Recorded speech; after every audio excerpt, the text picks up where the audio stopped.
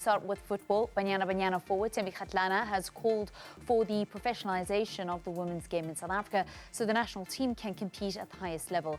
Kgatlana, who plays for La Liga side Tigres, identified the lack of fitness as Banyana's problem in their 5-0 loss to Denmark last week.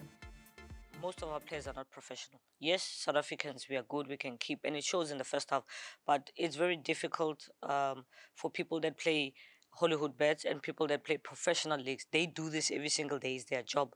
So the level of fitness is what killed us, I think, because then the discipline started getting out on some of the players to get out of the block. But the first half, we did it well because we could keep up with them. But the more the game went, we really couldn't keep up. And I think that's something that we need to work on also mentally. Even if you're tired, just stay in your block, be disciplined, because at the end of the day, it's better to do what the team needs than what an individual needs. Kgatlana, who applies her trade in Mexico. Well, Banyana will face England this evening in an international friendly in Coventry. South Africa go into the match smarting from a 5-0 defeat to Denmark, while England themselves suffered a 3-4 loss to Germany last Friday. Banyana coach Desiree Ellis is using the match in preparation for the women's AFCON, which takes place in July, where South Africa will defend their title. Former PSL Premiership winner with Manning Rangers and On the Whistle podcast host Courtney Freese joins us now from Coventry. A very good evening and welcome to Newzroom Afrika. What are the conditions like at the moment? Firstly, good evening, Waylon. The conditions are perfect. 13 degrees, lovely pitch. If you can't play here this evening, you can't play anywhere, especially if you're an international footballer. Wonderful conditions. What has coach Serena Wichmann said about the match against the African champions? Well, the comments that she's made is all about getting her team ready after a really destructive loss to Germany at Wembley Stadium. They were 3-0 down. So she's really looking forward to tonight's game. The South African team bring with them a very athletic, robust type of play. She's looking forward to facing them, and she feels her team needs to go again.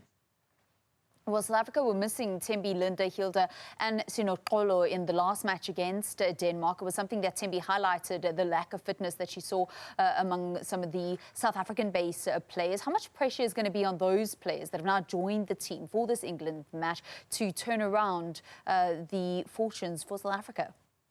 Well, the 5-0 loss to Denmark, yes, it wasn't great. But in moments like this, opportunity is provided. Any team will miss a Thembi Kgatlana, any team. A fantastic world-class striker who now plays a trade in one of the best leagues in the world. So we do need more professional ladies teams within our country in order to be able to compete at this level. Tonight, England play number 2 in the world, and they are 50th in the world. So it's going to be a tough task for South Africa, but we just hope Banyana Banyana can give us a positive result this evening. I suppose also, other than the results, it's the performance that the girls are able to actually put out onto the field, which will impress South Africans. What approach would you say that Desiree Ellis needs to employ? Because there is a massive chasm between these two teams. England number 2 in the world, South Africa 50th in the world. Well, I think that we need to embrace the opportunity to play a world-class team. Get out there, high energy, attack, don't be too defensive. And try impose our brand of football onto these European champions. There's not going to be many opportunities that we come up against England on such a wonderful, perfect pitch, lovely conditions. You want to get out there and play tonight. Be confident, express yourselves, and impose our brand. We are South Africa. We have our own brand.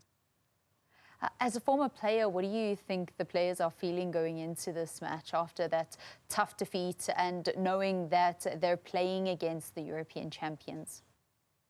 You will be nervous on a night like this. You're coming to the home of the European champions. You've had a long travel. Your last game wasn't that great.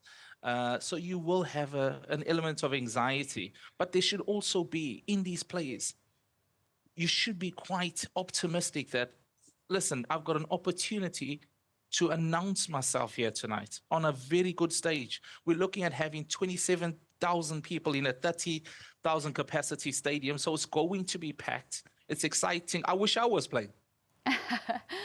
Can you give us a little bit of a sense of women's football in the UK in comparison to the women's game here in South Africa? Highly professional, heavily marketed, in your face, and it is such a family-orientated a game as well. You'll see a lot of families coming to the women's game than you would actually see at the normal English Premier League games. But a very professional setup that gets a lot of funding and a lot of sponsorship. And this is why they're number 2 in the world. This is why they're able to attract the coaches that they have. It's also an important match for England because after this game, they'll play against the USA and Switzerland, and they too are preparing to defend their continental title. England are under pressure here, Valen. I'll tell you that right now. The loss to Germany was huge. Also, not just losing to Germany, 3-0 down first half at home, at Wembley Stadium, the home of football. And then going to play the USA, their former manager, Emma Hayes, was doing a fantastic job in America. So England are under pressure here.